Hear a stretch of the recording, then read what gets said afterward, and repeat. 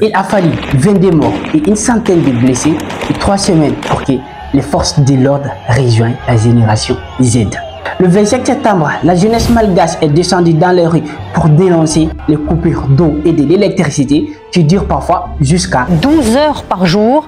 Un collectif baptisé Gen Z. La génération Z exige la destitution du président. Il démissionne d'ici les 72 heures. Sur une vidéo postée sur Facebook, le président accuse les manifestants d'être manipulés par des influences étrangères. Mais qui sont-ils? Vous ne pouvez pas donner le nom du pays qui déstabilise Madagascar. Non, ce pays sait que nous savons. D'accord, mais vous avez des preuves que vous ne pouvez pas avancer, c'est ça? Nous avons des preuves. Et pourquoi? Ils veulent simplement prendre le pouvoir pour exploiter les mines de Madagascar, comme dans d'autres pays d'Afrique. Mais c'est qui ces puissances étrangères qui veulent utiliser la Gen Z pour s'accaparer de leurs richesses? Dans cette vidéo, on va parler de la géopositionnement, de la géopolitique et de la géostratégie du Madagascar pour vous donner une vue d'ensemble et une compréhension maximale sur Madagascar. Parce que ce qui se passe à Madagascar est très profond. La géographie, c'est la destinée. Et pour comprendre Madagascar, il faut d'abord lever les yeux sur la carte du monde. La géographie, c'est la destinée. Quelle est la destinée de Madagascar? Coupé du continent africain à l'est, à première vue, on se dirait qu'il est carrément isolé. Mais pas du tout.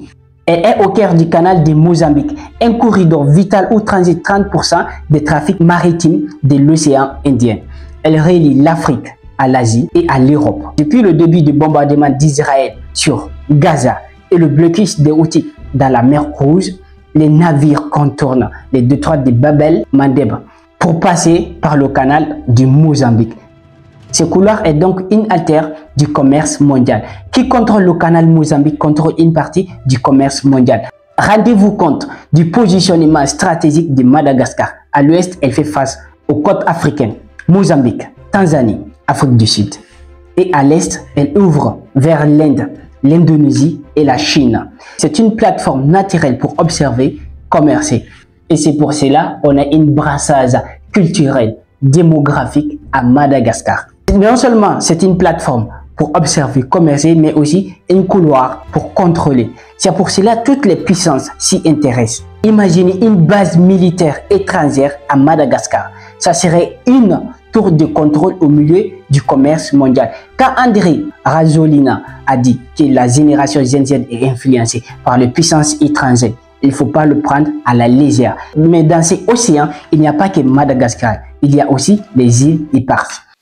Ces 5 territoires minuscules, mais d'une puissance stratégique immense, Juan de Nova, Europa, Bassa de India, les Glorieuses et Tromelin. Ces 5 îles sont contrôlées par la France. Elles ont été arrachées à Madagascar juste avant l'indépendance. La France a publié le décret pour séparer ces îles de la colonie de Madagascar, quelques mois avant de lui accorder son indépendance. En 1973 et en 1980, Madagascar a réclamé la restitution de ces îles à l'ONU. Ces îles servent aujourd'hui de bases militaires et de surveillance. Ces îles sont officiellement françaises, historiquement malgaches et économiquement stratégiques. Et pourquoi cela?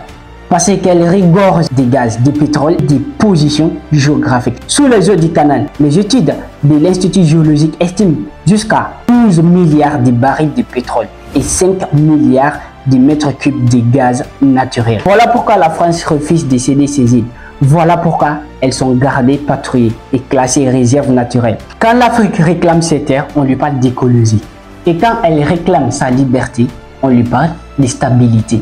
Ça ne vous rappelle rien, le franc CFA? On vous dit, au moins il nous offre la stabilité. Vous et moi, nous savons pertinemment que cette stabilité est une chaîne attachée à nos pieds. Oui, la géographie, c'est la destinée. Et le sous-sol, c'est le manifeste du destin.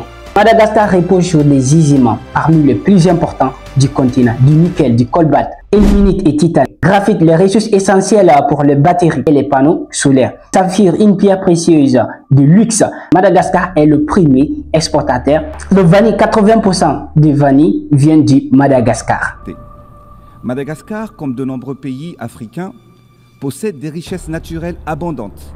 Madagascar n'est pas riche, elle est extrêmement riche, comme tout le sous-sol africain.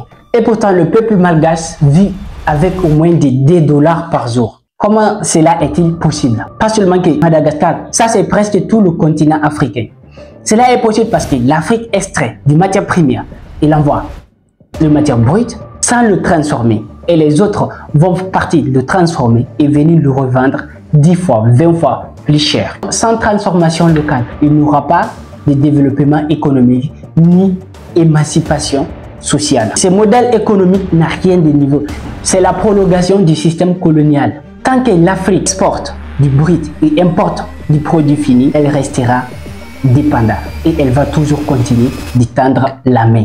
Madagascar n'a pas d'usine de transformation majeure. Comme tous les pays du continent africain, on exporte du colbate, on importe des batteries, on exporte du vanille, du cacao et on importe des produits alimentaires. C'est une cercle vicieux construit par des décennies de programmes d'ajustement structurel imposés par la FMI et la Banque mondiale. Et pendant ce temps, Ibrahim Traoré est en train de faire un travail extraordinaire.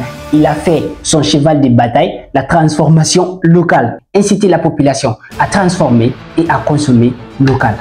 C'est la seule manière l'Afrique peut s'émanciper et sortir de cette précarité financière et sociale. Quand nos dirigeants sont concentrés à voler au lieu de s'asseoir, planifier et prévenir les crises, quand la génération Z est descendue dans les rues, c'était prévisible.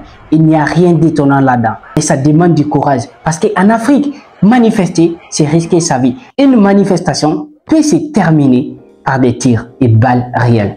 Comme disait Thomas Sankara, un militaire sans éducation est une puissance mal orientée. Le peuple réclame l'eau et l'électricité, on lui envoie les militaires. Moi, personnellement, il y a une chose que j'ai jamais compris.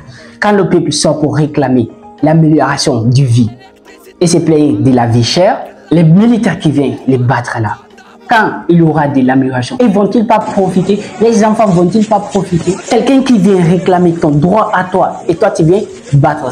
Quand André Rajoelina a déclaré que les manifestants sont manipulés par des puissances étrangères, mais lesquelles? La seule puissance capable d'orchestrer cela à Madagascar, c'est la France. Intérêt économique, intérêt militaire et intérêt géostratégique. Et pourtant, Rajoelina lui-même s'est naturalisé français et il mange dans la main des Français. Comment la France va-t-il orchestrer cela contre lui? Et d'ailleurs même, il a été exfiltré par la France, selon RFI. Quand on lui demande les causes de sa naturalisation, en étant président de Madagascar, c'est vous qui avez demandé la nationalité française. J'ai demandé la nationalité française par naturalisation afin que de faciliter l'installation et de mes enfants afin qu'ils puissent poursuivre leurs études. Pour ces enfants, la bonne blague. Et pendant que les enfants du peuple vont étudier à la bougie, parce qu'il n'y a pas de courant, c'est l'une des causes des sorties de la Gen Z. Moi, je rêve d'une loi africaine qui dirait aucun enfant de président va partir étudier à l'étranger. Qu'il goûte nos écoles, qu'il se soigne dans nos hôpitaux, qu'il partage nos quotidiens. Et l'Union africaine dans tout ça, l'Union africaine a publié un communiqué en appelant à respecter la déclaration de Lomé d'Aimé et à respecter la charte africaine de la démocratie. Mais soyons sincères, l'Union africaine n'existe que sur le papier. Sur le terrain, elle observe, elle condamne et elle se tait. Plus de 60% du budget de fonctionnement de l'Union africaine vient des bailleurs étrangers.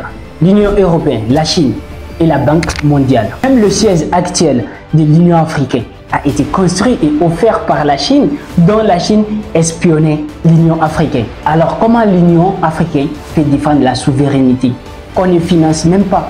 L'Union africaine est tout sauf une force politique. Elle condamne, elle observe. Et puis bon, elle suit les ordres des gens qui le financent. C'est quoi la déclaration de Lomé en 2000? Il condamne le coup d'État, les changements anticonstitutionnels, la prise du pouvoir de façon anticonstitutionnelle, mais aussi de prendre une sanction collective contre le nouveau putschiste. Même les sanctions, ça varie en fonction des ordres des gens qui financent l'Union africaine. Ce qui se passe à Madagascar est le reflet du continent africain. La seule différence, c'est qu'ils ont osé à réclamer leurs droits tout en accomplissant leurs devoirs. Alors, ne soyez pas surpris de voir d'autres générations Z s'élever dans d'autres pays en Afrique. Car le vent du changement souffle toujours du côté du peuple qui n'ont plus rien à perdre. C'était Mr. Salia le papillon du peuple. Allez, on t'en a.